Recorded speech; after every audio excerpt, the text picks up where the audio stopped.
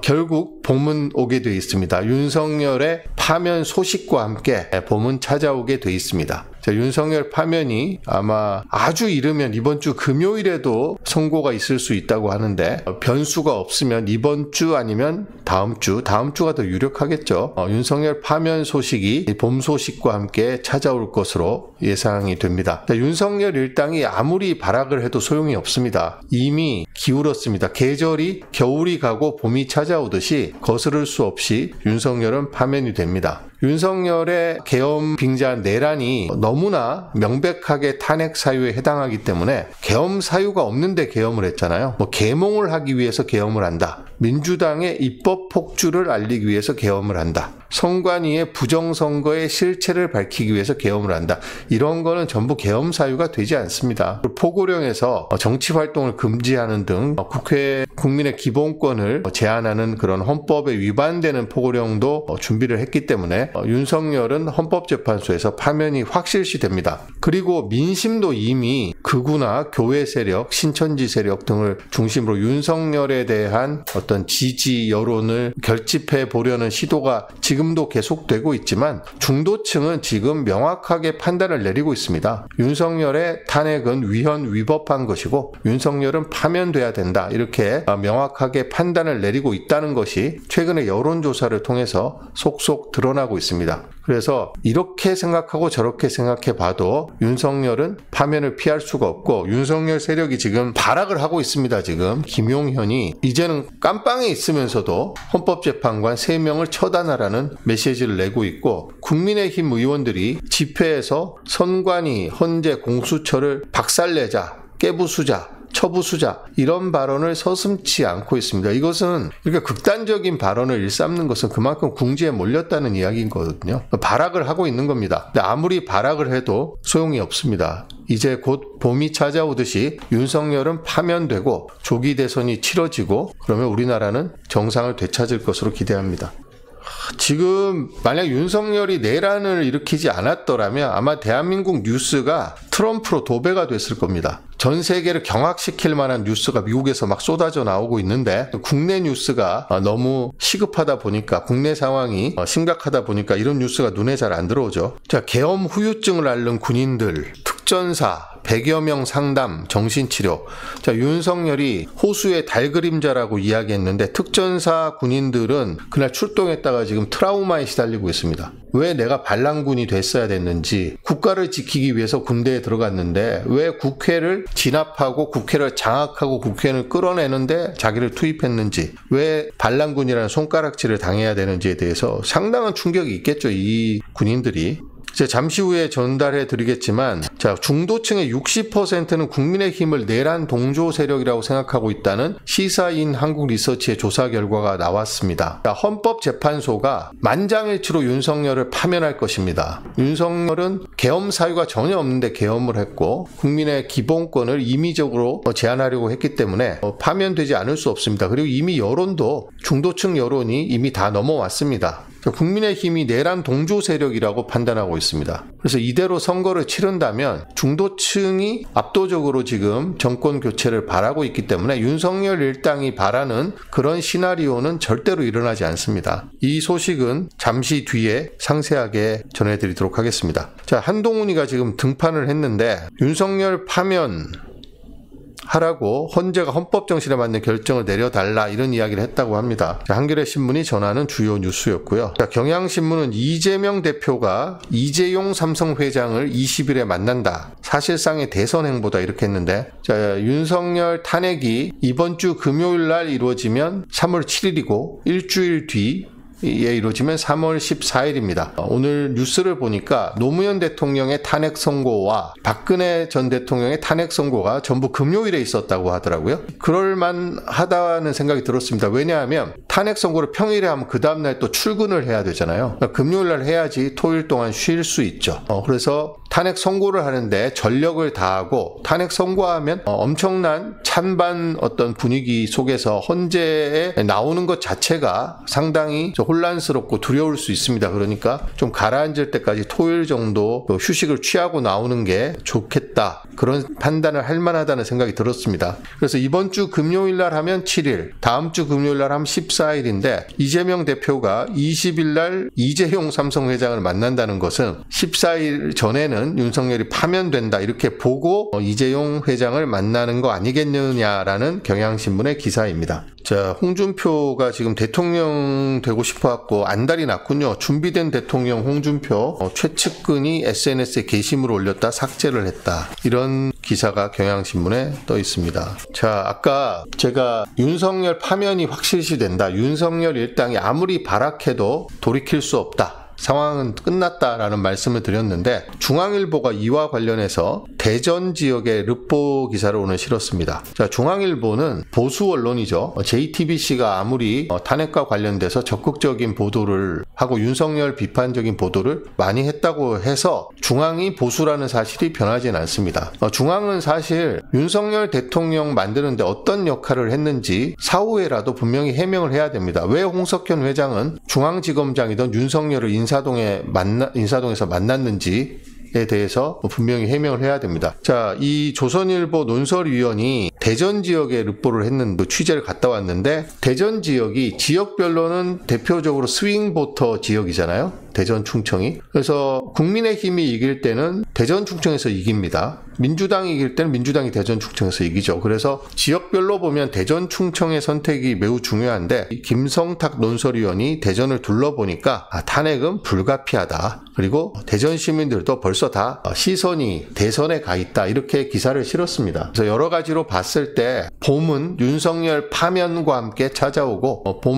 올해 봄은 대선 선거운동 기간으로 채워질 것이다. 이렇게 예상하는 게 아주 상식적입니다. 한국일보는 단독 뉴스로 정광훈이가 교회 헌금으로 작년 총선을 치렀다라는 기사가 실려 있습니다. 자, 최상목이 오늘 국무회의에서 마은혁 재판관 후보자 임명에 대해서 언급을 안 했다고 하네요. 참 치사한 인간입니다. 제가 준비한 뉴스를 보도록 하겠습니다. 노무현, 박근혜 모두 금요일 날 선고했기 때문에 7일 또는 14일이 유력하다는 동아일보 기사입니다. 오늘부터 재판관 평의가 시작이 되고 17일까지는, 그러니까 17일이면 언젠가요? 다다음 주 월요일이네요. 다다음 주 월요일까지 일정이 비어있다. 그래서 7일이면 오늘이 3월 4일이니까 3일 남았습니다. 14일이라도 열흘밖에 안 남았죠. 그래서 곧 윤석열은 파면이 되고 윤석열이 파면이 되면 윤석열 지지자들이 일시적으로 난동을 피우겠지만 금세 진압될 겁니다. 지금은 윤석열이 아직 파면이 안 됐기 때문에 저렇게 난리를 치는 것이지 윤석열 파면이 확정되면 기가 팍 꺾일 거예요. 그래서 하루 이틀 난동을 부리다가 곧 잠잠해지고 저는 국민의힘 대선 후보로 김문수가 가장 지지율이 높은데 저는 한동훈이 국민의힘 대선 후보가 될 가능성도 있다고 생각합니다.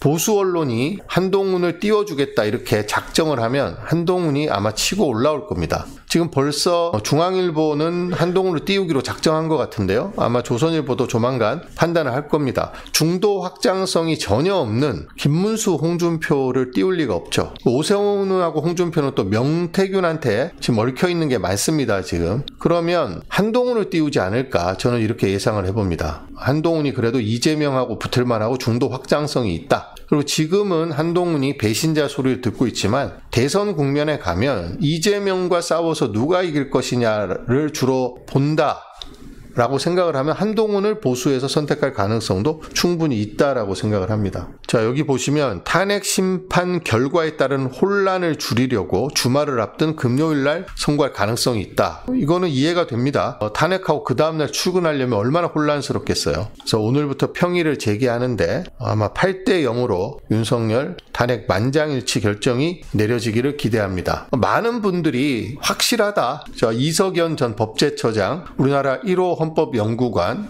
또 많은 법률 전문가, 법학전문대학원 교수님들, 이런 분들이 이거는 뭐 빼도 박도 못하는 파면이다. 계엄의 사유가 전혀 없는데 계엄을 선포했고 계엄의 요건도 절차적인 문제도 많죠. 국무회의도 정상적으로 열지 못했고 국무회의 회의록도 국무회의에 참석 안 한 용산에 무슨 실장이 와갖고 썼다고 하고 그거는 한덕수도 인정을 했습니다. 그래서 이래나 저래나 윤석열이 헌법을 위반한 것은 확실하다.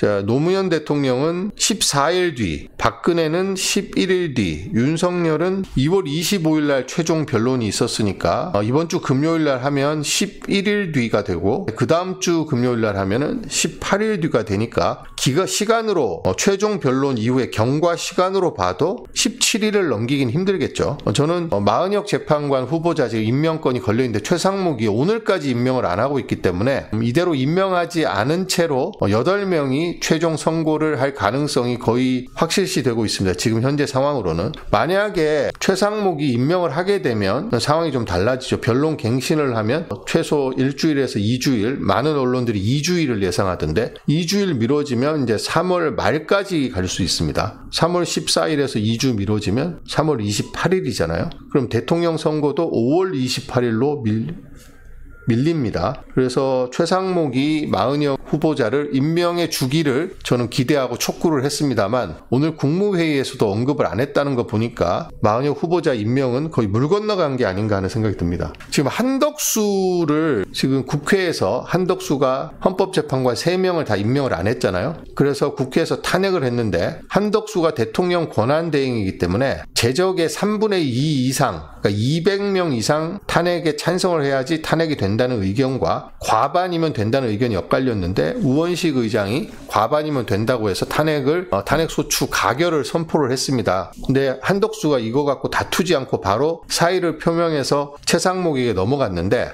헌재가 한덕수 파면이 한덕수가 헌법을 위반했느냐 라는 것에 대한 선고를 해서 만약에 기각을 해서 한덕수를 요건이 안 됐다고 하든지 아니면 한덕수가 파면될 만큼 심각한 헌법을 위배한 행위가 없다라고 판단을 하든지 해서 한덕수가 복귀를 하게 되면 그러면 최상목이 임명한 2명의 헌법재판관 또 무효가 되는 거 아니냐 이런 또 주장이 있는 것 같아요. 그래서 지금 헌법재판소가 한덕수부터 먼저 결정을 내려라 이런 주장이 보수 측에서 나오고 있고 보수 언론들도 한덕수부터 빨리 결정을 해라라는 이야기가 나오고 있는데 제가 기사를 쭉 살펴보고 전문가들 의견을 들어보니까 그럴 가능성은 거의 없어 보입니다. 윤석열 파면이라는 헌법재판소의 중대한 결정 그리고 한덕수의 파면 결정은 비교해보면 한덕수의 파면은 지역 말단입니다. 윤석열 파면 결정에 비하면. 그런데 그런 중대한 결정에 이런 지연 말단적인 결정이 영향을 미치도록 할 리가 없죠. 그래서 한덕수에 대한 심판, 선고는 윤석열에 대한 파면 이유가 될 것으로 생각이 되고 그래서 이거는 별로 변수가 안 될 것 같습니다. 제가 보기에는 지금 유일한 변수가 마은혁 후보자를 임명하는 것이 변수가 될 것 같은데 이것도 최상목이 오늘까지 임명을 안 하면 만약에 금요일날 선고를 하면 지금 시간이 3일밖에 안 남았잖아요. 14일날 한다 그래도 열흘밖에 안 남았습니다. 그래서 오늘을 넘기면 아마 마은혁 후보자는 없이 그냥 파면 선고, 탄핵 심판 선고가 이루어질 것으로 그렇게 예상이 됩니다. 최상목은 참 웃긴 사람이에요. 아니 헌법재판소가 결정을 했는데 여야 합의를 이유로 대통령이나 대통령 권한대행이 가려서 임명할 수 없다라고 판단을 했는데 국무위원 의견을 왜 수렴을 합니까? 이상한 사람 아니에요? 아니 이런 공무원이면 고위직 공무원이면 헌법재판소의 결정을 따라야 될 거 아닙니까? 그런데 국무위원 의견을 또 왜 수렴합니까? 참으로 이상한 사람이에요. 저는 이 최상목이 처음엔 최상목에 대한 호불호가 별로 없었습니다. 그냥 윤석열이 임명한 사람이니까 그냥 그 나물에 그 밥이겠지 생각했는데 이 사람이 내란 사태 이후에 보인 언행 그리고 권한대행이 된 이후에 보인 언행을 보면서 엄청 미워졌어요. 이 사람이. 사진 속에 얼굴을 보는 것도 좀 싫을 정도로 아주 짜증이 납니다. 지금 한겨레 신문이 여야 합의가 헌법보다 우위라는 한덕수 최상목의 초법적 발상. 헌법재판소가 대통령 3명, 대법원 3명, 국회 3명 이렇게 추천하도록 돼 있습니다. 헌법재판소는. 그런데 여야 합의가 되지 않아서 임명하지 않겠다라고 버티다가 헌법재판소에서 이건 여야 합의가 필요 없는 사안이고 국회가 그렇게 결정을 하면 임명을 해야 된다. 라고 했는데 최상목은 아직도 그래도 여야 합의를 핑계로 임명을 안 하고 있습니다. 그러니까 이렇게 자기네들이 이렇게 헌법을 어기면서 일반 국민들에게는 어떻게 위법한 일에 대해서, 헌법을 위반한 일에 대해서 처벌을 할 수 있겠습니까? 본인들이 앞장서서 대한민국 법 중에서 최상위 법이자 최고 규범인 헌법을 지키지 않는데, 그러니까 이게 행정고시나 사법고시를 칠 때 헌법 과목이 있거든요. 근데 헌법을 공부를 해서 시험을 보는 자들이 일반 국민의 상식에도 못 미치는 이런 행동과 판단을 계속 한다는 것 자체가 참으로 이해가 되질 않습니다. 어떻게 헌법 알기를 이렇게 우습게 알고 3.1절 기념식에 가서도 3.1절 정신과 전혀 상관없는 엉뚱한 소리를 최상목이 했던데, 한일 간의 화합이 중요하다는 그런 이야기를 했던데, 참 윤석열이 임명한 사람은 어떻게 하나같이 그 모양인지. 저는 최상목을 탄핵해야 된다고 생각합니다. 그리고 헌법을 위반한 행위에 대해서, 직무유기 행위에 대해서 최상목을 처벌해야 된다고 생각합니다. 이런 자들이 나중에 또 국민의힘 공천받아서 국회의원도 되고 그렇게 합니다. 잠시 후에 말씀드리겠지만 서천호 전 국정원 차장이 윤석열로부터 싹 다 사면을 받아갖고 국회의원 배지를 달더니 지금 헌법재판소를 처부수자는 발언을 하고 있지 않습니까? 그래서 이 사람들은, 그러니까 우리나라에서 명문대를 나와서 고시를 해서 행정부 고위 관료가 되거나 아니면 판검사가 되거나 하는 사람들은 그냥 가장 자연스러운 경로가 국민의힘으로 가는 겁니다. 가장 자연스러운 경로가. 그렇게 가서 평생 엘리트로 사는 게 이 사람들의 가장 자연스러운 트랙이죠. 최상목도 그 트랙에서 한치도 벗어나지 않는 인물로 생각이 됩니다. 저는 최상목이 헌법 위반, 직무유기로 처벌받는 모습을 반드시 보고 싶습니다.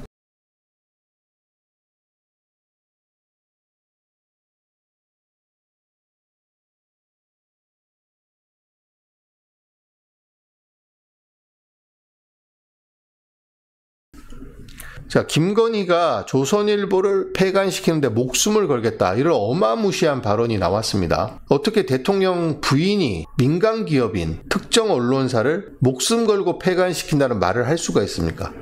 이렇게, 아니 김정숙 여사가 타지마을 갈 때 옷을 샤넬에서 빌렸는지 안 빌렸는지도 벌떼같이 다 보도하는 언론 아닙니까? 검찰이 그것까지 수사를 하고.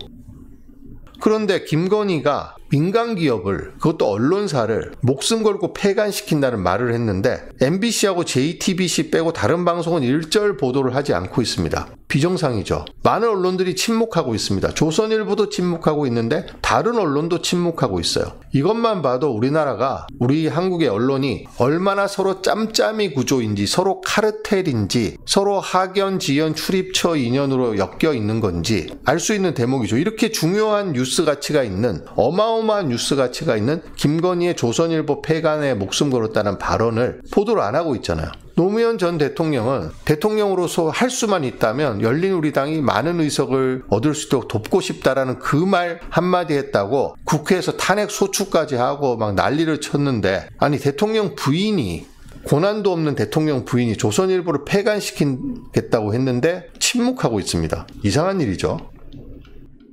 TV 조선일보도 여기에 대해서 보도를 안 하고 있습니다. USB를 입수했는데도 보도를 하지 않고 있고. 자, 명태균 씨가 조선일보에게 USB를 준 이유는, 여기 보시면 왜 줬겠어요? 언론사에 주는 거는 보도하라고 주는 거잖아요. 만약에 보도하라고 준 게 아니라 그걸 갖고 메신저 역할을 하라고 줬다라고 하면 언론사로서 매우 부적절한 거죠. 그걸 받았다는 것 자체가. 근데 조선일보는 김땡땡 기자, 누군지 다 아시죠? 김땡땡 기자가 이걸 받아서 10월 달에 받았다고 합니다. 10월 중순경에 받았다고 하는데 보도를 안 하고 들고만 있었는데 명태균이 동의를 안 해줘서 보도를 못했다. 그럼 왜 받은 겁니까? 명태균이 동의도 안 해주는 건데. 보도를 허용하지 않을 건 명태균은 그 USB를 왜 주는 거죠? 명태균하고 조선일보의 김땡땡 기자는 8번이나 통화를 하고 30여 차례나 메시지를 주고받았다고 합니다. USB도 줬고. 근데 언론사가 보도를 안 할 거면서 USB를 왜 갖고 있습니까? 왜 입수를 한 거죠? 그거는 보도 목적이 아닌 걸로 받았으니까 그런 거겠죠. 딴 목적으로 받았으니까. 명태균도 딴 목적으로 줬고 조선일보도 딴 목적으로 받았으니까.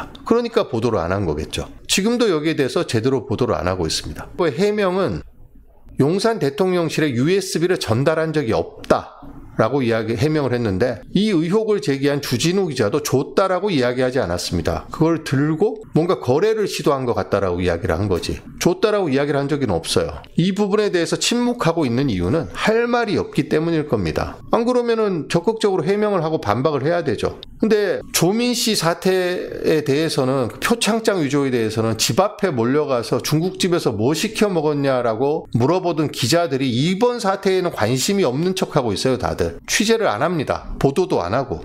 자, 동아일보는 특정 신문 폐간에 목숨 건 김 여사 또 얼마나 놀라야 하나 사설을 실었습니다. 그런데 왜 특정 신문? 제목에 그냥 조선일보라고 하면 될걸. 이렇게 충격적인 뉴스에 대해서 방송 뉴스가 거의 보도를 안 하고 있고 방송 뉴스 아니라 신문들도 제대로 보도를 안 하고 있습니다. 여기에 대해서.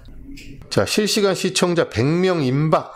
근데 계속 임박 상태로 있습니다. 지금 돌파 상태로 빨리 바뀌어야 되는데 뉴스타파가 보도를 했는데 지금 국민의힘을 통한 뒷거래를 실패한 후에 조선일보를 선택한 명태균이라는 제목입니다. 자, 봉지욱 기자하고 뉴스타파의 이명성 기자가 검찰 수사 보고서를 입수를 했습니다. 작년 11월 2일에 작성된 이 보고서를 보면 명태균이 원래 주호영 의원을 통해서 로비를 하려고 하다가 이게 실패하니까 조선일보 기자를 접촉을 했다. 검찰 보고서에만 최소 8차례 이상 통화하고 30여 건의 문자 메시지를 주고받은 사실이 담겨 있다. 이 보고서는 2024년 11월 2일에 작성됐는데 검찰도 어찌된 일인지 여기에 대해서 일절 수사를 진척시키지 않았습니다. 조선일보 기자가 받아간 사실도 수사를 했는데 수사를 하지 않았고 명태균에 대한 USB도 명태균이 황금폰을 스스로 USB를 12월 12일 날 스스로 제출. 윤석열이 계엄 선포한 지 9일 뒤에 제출할 때까지 아무런 조치도 취하지 않았습니다. 이러니 지금 검찰하고 조선일보를 못 믿겠다는 거죠. 수사도 하지 않고 보도도 하지 않는, 수사하지 않는 검찰,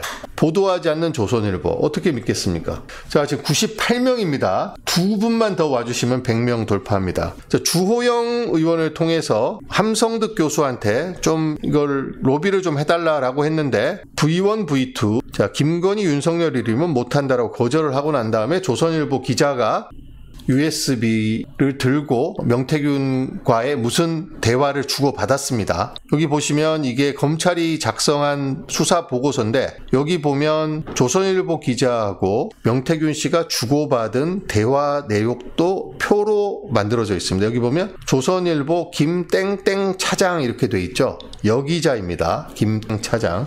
여기에 대해서 지금 화끈한 보도도 이제 안 나오고 있고 뭐 진척이 없습니다 지금. 근데 이게 저 내용이 밝혀지면 엄청난 파급력이 있을 거라고 생각합니다. 자, 조선일보는 이 USB를 들고 무엇을 얻으려고 했을까? 김건희는 왜 조선일보 폐간에 목숨을 건다라고 했을까? 여기에 대해서 한겨레 신문인가요? 어디 언론을 보니까 한겨레 신문에서 윤석열의 공천 개입 스모킹건을 조선일보가 들고도 보도를 안 했는데 이해가 되십니까? 이렇게 묻는 기사 제목인데 이해가 안 되죠. 왜 김건희는 자기 매체 폐간에 목숨을 걸었는데 여기에 대해서 아무런 보도도 안 하고 있고 반박도 안 하고 있고 반발도 안 하고 있습니다. 조선일보가 윤석열의 계엄 사태 이후에 한동안 윤석열에게 좀 비판적인 논조를 일부 보인 적이 있습니다. 그래서 혹시 김건희가 조선일보마저 우리에게 비판적인 보도, 윤석열의 계엄이 잘못됐다는 보도, 윤석열 탄핵이 필요하다는 보도를 했기 때문에 경로하지 않았나 이런 분석이 있고요. 저는 이 분석도 맞지 않다고 생각합니다. 또 하나의 분석은 조선일보의 양상훈, 주필 등등이 계속해서 김건희 문제를 해결하라고 지속적으로 지면을 통해서 윤석열 대통령에 촉구한 것. 자, 김건희 문제를 해결하지 않으면 정권의 앞날이 없다. 지금이라도 김건희 문제를 해결하라. 계속해서 김건희 문제 해결을 촉구한 것이 김건희의 심기를 건드렸다라고 하는데 그것도 저는 별로 설득력이 없다라고 생각합니다. 물론 그것도 일부 영향을 줄 수는 있지만 목숨을 걸고 조선일보를 폐간시킬 정도는 아니라고 생각합니다. 아니, 김건희 입장에선 조선일보만큼 고마운 매체가 어디 있습니까? 그렇게 잘못해도 다 감싸주잖아요. 김건희 문제를 정리하라는 것도 윤석열 정권 망하라고 하는 게 아니라 윤석열 정권이 어떻게 해서든지 살아나가려면 김건희 문제라도 정리하라는 애정 어린 그런 비판이었습니다. 근데 삐질 수는 있지만 그것 갖고 목숨 걸고 폐간을 시킬 이유는 없는 거죠. 자, 그러면 뭔가 다른 스토리가 있다는 이야기입니다. 자, 여기 보시면 주진우 씨 주장에 대한 조선일보 입장. 명 씨를 취재하면서 통화 녹음 파일이 담긴 USB를 입수했으나 동의 없이 보도하면 안 된다고 했다. 근데 명태균이 준 건데 명태균이 그거 왜 줬을 거예요? 보도하라고 안 줬으면은. 통화도 8번이나 하고 카톡도 30번이나 주고받았는데 이 USB를 왜 줬습니까? 그러면 보도하지 말라고 하면, 아니 다른 경로로 입수를 했으면 명태균이 그렇게 이야기할 수도 있어요. 보도하지 말라고. 근데 이거 명태균이 준 거잖아요. 말이 안 되는 이야기입니다. 자, 소구님 지금 뒤늦게 오셔서 제가 한 말을 아마 놓치신 것 같은데, 빠르면 7일 이번 주 금요일, 아니면 14일 다음 주 금요일이 유력하다고 합니다. 그래서 지금 오늘 서울에 눈발이 날려갖고 제가 출래 불사춘이라는 말씀을 드렸는데, 출래 봄이 왔지만 불사 같지 않다 춘, 봄이 왔지만 봄 같지 않다, 이게 이제 출래 불사춘인데 지금이 딱 출래 불사춘입니다. 계절도 출래 불사춘이지만 윤석열 파면이 이루어지기 전까지는 우리 정치도 아직 완연한 봄은 아닌 거죠. 자, 윤석열 파면이 돼야지 한국 정치에도 한국 민주주의에도 봄이 찾아옵니다. 그래서 이르면 이번 주 금요일 아니면 다음 주 금요일에 한국의 실질적인 봄과 민주주의의 봄이 동시에 찾아올 것으로 기대하고 있습니다. 지난주 갤럽 여론조사를 잠깐 한번 후다닥 보고 오겠습니다. 지난주 갤럽 여론조사 결과를 보시면 이게 굉장히 중요한 지표예요. 지금은 이게 저는 이재명 대표의 지지율보다 이게 더 중요하다고 생각합니다. 다음 대통령 선거에서. 여기 보시면 자, 표를 보여드리겠습니다. 지난주 끝날 갤럽에서 발표한 조사인데, 자, 현 정권 유지, 여당 후보 당선, 현 정권 교체, 야당 후보 당선에서 여당 후보 당선이 38, 야당 후보가 51로 13%포인트가 더 높잖아요.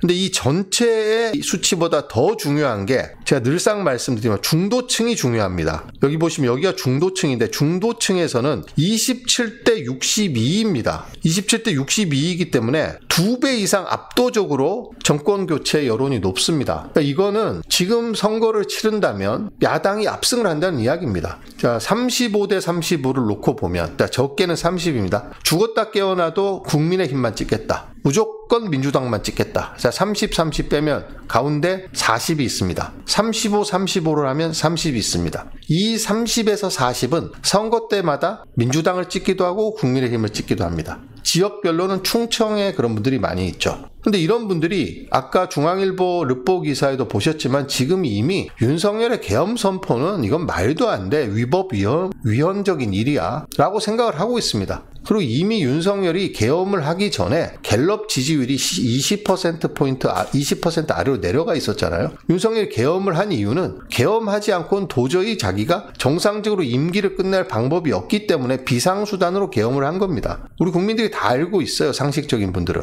그러니까 중도층에서 압도적으로 지금 정권 교체 여론이 높잖아요. 그러니까 이거를 저는 갤럽 여론조사를 가장 신뢰하고 있습니다. 지금 나오는 조사 중에서는. 방송사들이 정기적으로 조사를 안 하고 있기 때문에 정기적으로 하는 조사 중에서는 갤럽 조사를 가장 신뢰하고 있는데, 리얼미터 조사는 트렌드만 보지 저는 신뢰하지 않습니다. 그런데 어제 리얼미터 조사가 나왔는데 많은 언론들이 리얼미터 조사를 보도를 했습니다. 여기서 특정한 트렌드가 하나 일으키긴 했습니다. 그것은 뭐냐면 민주당의 지지율이 올라가고 국민의힘 지지율이 빠지고 있다. 그리고 정권 교체론, 그러니까 야당이 이겼으면 좋겠다는 여론이 오르고 있다는 겁니다. 수치 자체는 믿을 만한 게 못 되지만 트렌드는 볼만합니다. 리얼미터 조사라 할지라도. 이 트렌드를 보면 정당 지지율은 국힘이 5.1%포인트 떨어진 37.6, 민주당은 44.2로 조사가 됐습니다. 양당 간 격차가 오차 범위 밖으로 벌어졌습니다.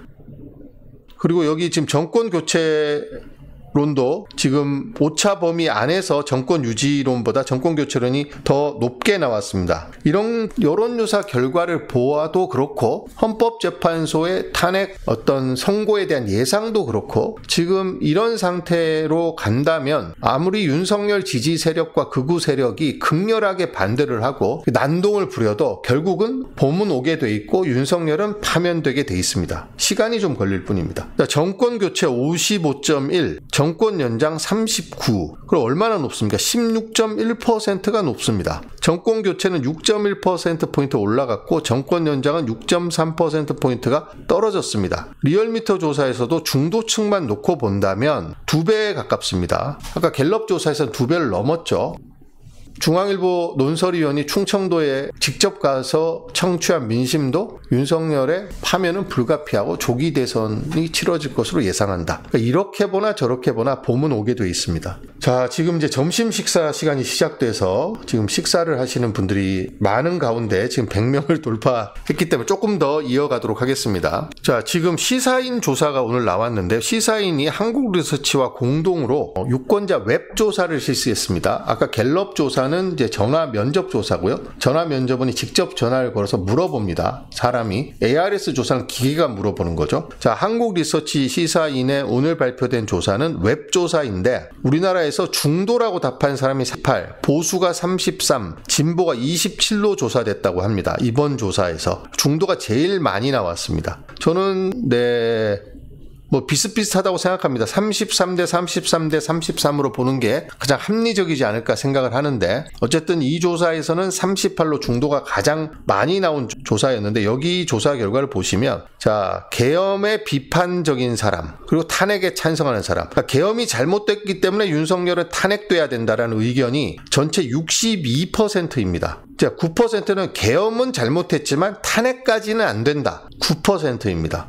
그리고 계엄도 잘했고 당연히 그러니까 탄핵되면 안 된다가 17%입니다. 그러니까 전체에서는 계엄은 잘못됐고 그러니까 탄핵돼야 된다는 의견이 압도적으로 많습니다. 이거를 진보층에서는 91인데 중도층만 자기가 중도층이라고 응답한 36%인가요? 36%만 보더라도 여기에서 계엄은 잘못됐고 탄핵이 돼야 된다는 의견이 67%입니다. 계엄은 잘못했지만 탄핵은 좀 곤란해는 7%밖에 안 됩니다. 보수층에서만 계엄도 잘했고 그래서 탄핵되면 안 된다는 게 40%로 제일 높고요. 국민의힘 지지층에서는 당연히 54%입니다. 그렇지만 전체 여론이나 중도층 여론만 봤을 때 윤석열이 계엄을 잘못했고 그러니까 당연히 탄핵돼야 된다. 이건 너무 상식적인 판단입니다. 정상적인 사고방식을 가진다면 민주주의에 대한 기본적인 이해가 있다면 후손들에게 민주주의 국가를 물려주고 싶고 다시는 군사 독재나 검찰 독재를 경험하게 하고 싶지 않다면 당연히 해야 되는 판단이죠. 다행히도 갤럽, 한국리서치하고 시사인의 웹조사에서는 중도층이 67%나 윤석열의 계엄은 잘못됐고 그러니까 탄핵은 당연하다라고 판단을 해주셨습니다. 자, 이 조사 결과가 매우 상세한데 오늘은 시간이 없기 때문에 이 정도만 제가 소개를 하고 와서 다시 한번 더 분석을 하도록 하겠습니다. 지금 그 시사인이 2월 28일 날 낸 조사 결과에 기초한 보도가 굉장히 의미가 있습니다. 천관율 기자가 쓴 기사인데요. 전 그 기사를 보면서 우리나라에 시사인이라는 이런 그 주간지가 있는 게 굉장히 좋은 일이구나. 시사인은 우리 한국 언론에 꼭 필요한 소금 같은 존재구나라고 생각을 했습니다. 그리고 천관율 기자의 그 기사를 보면서 저 무릎을 치면서 봤습니다. 내용이 너무 좋고 동의가 많이 돼서 제가 그 기사는 내용이 너무 복잡하고 방대하기 때문에 오늘 소개해 드릴 수는 없고요. 결론만 이야기하자면 이겁니다. 왜 지금 이 난리가 벌어지고 있느냐? 그것은 2016년을 기점으로 인해서 우리나라의 주류가 바뀌었다. 자, 그전에는 이승만, 박정희, 전두환, 노태우, 민정당, 신한국당 이렇게 거치면 한나라당 거치면서 주류가 그쪽에 뿌리를 둔 정치 세력과 지지자들이 주류였다는 겁니다. 그러니까 엔간해서는 그들이 선거에서 이기는 거죠. 김대중 대통령처럼 보수인 김종필을 끌어와서 DJP 연합을 해야지 겨우 이긴다든지 이런 식으로 비상한 상황에서 비상한 어떤 전략을 쓰면 겨우 이길 수 있는 그렇지만 보통 선거에서는 늘 지는 그런 상황에서 우리나라 정치 지형과 유권자 지형이 2016년부터 웬만해서는 보수가 이기기 힘든 지형으로 바뀌었다는 겁니다. 분석은 그 근거로 역대 선거를 계속해서 분석해서 들고 있는데 그러니까 지금 이런 주류 세력의 교체를 받아들이지 못하고 있다. 그러니까 미쳐 날뛴다. 막말로 지랄 발광을 하고 있잖아요. 지금 주류 세력의 교체를 인정하지 못하겠다는 겁니다. 어떻게 보수라는 자들이 주류라는 자들이 헌재를 때려 부수자고 이야기하고 법원에 난동을 부리는 자를 옹호할 수 있습니까? 주류로서는 절대로 할 수 없는 판단이거든요. 그건 비주류들이 하는 방법이잖아요. 기존 체제를 부정하고 전복을 시도하는 것은 비주류들이 하는 일입니다. 근데 지금 국민의힘 지지자, 윤석열 지지자들이 법원을 때려 부수고 헌재를 쳐부수자고 하고 있습니다. 이것은 주류 세력의 교체를 받아들이지 못하고 너무나 당황스러운 나머지 지금 하고 있는 그런 행동으로 보여진다. 이 결론적인 분석은 그겁니다. 자, 여기 보시면 이 서천호라는 이 사람이 헌재를 쳐부수자 이렇게 발언을 했습니다. 그 후에 늪에 빠진 거죠. 자, 저는 이 서천호 씨가 저는 잘 아는 사람입니다. 개인적으로. 제가 경찰청 출입할 때 경찰이었고 그 다음에 이명박 정권 박근혜 정부 때 잘 나갔죠. 국정원 차장도 되고. 근데 이 사람이 뭐라고 이야기를 했냐면 공수처 헌법재판소가 불법과 파행을 자행하고 있습니다. 이 모두 때려 부숴야 합니다. 쳐부수자 이렇게 이야기했습니다. 자, 이 사람은 경찰대 1기 출신이고 경찰 고위 간부 출신입니다. 지방경찰청장을 했고 국정원 차장도 했습니다. 근데 여러 가지 범죄 혐의 때문에 국정원 댓글 조작 사건 그리고 최동욱 검찰총장 혼외자 보도 때 정보를 불법적으로 유출한 사건 등으로 전부 실형을 선고받았는데 윤석열이 싹 다 사면해 줬습니다. 지난 총선을 앞두고. 그래서 경남 사천에 출마를 해서 사천 지역에 출마해서 국회의원 배지를 달았는데 너무 감사해서 그런지 이 경찰 출신인 이 보수여야 되는 이 사람이 이런 기관을 다 때려 부수자고 이야기를 하고 있습니다. 쳐부수자. 북한에서 해야 되는 말 아닙니까? 주류 세력 교체를 받아들이지 못하는 국민의힘 세력과 그 지지자들이 지금 당황한 나머지 판단이 흐려지고 저렇게 정반대의 이야기를 하고 있습니다. 체제를 지키고 수호해야 될 보수주의자들이 오히려 헌법기관을 파괴하고 쳐부수자고 이야기하고 있습니다. 서천호 씨는 국정원 댓글 조작 사건으로 징역 2년 6개월, 최동욱 전 검찰총장 사찰 사건으로 이렇게, 여론 조작 사건으로 이렇게 여러 번 법의 심판을 받은 사람인데 윤석열이 이분을 사면을 해줬습니다. 복권을 해주고. 그래서 국회의원 선거에 출마해서 당선이 됐습니다. 윤석열은 왜 이런 사람들을 사면해서 자꾸 내보내는 걸까요? 왜 김태우 같은 사람을 다시 공천을 줘서 강서구청장 선거에 내보내는 걸까요? 이유가 있죠. 이런 사람을 사면해 서 당선이 되도록 했을 때 더 충성하거든요. 물불 가리지 않고 막무가내로. 윤석열이 사람을 쓰는 방식입니다.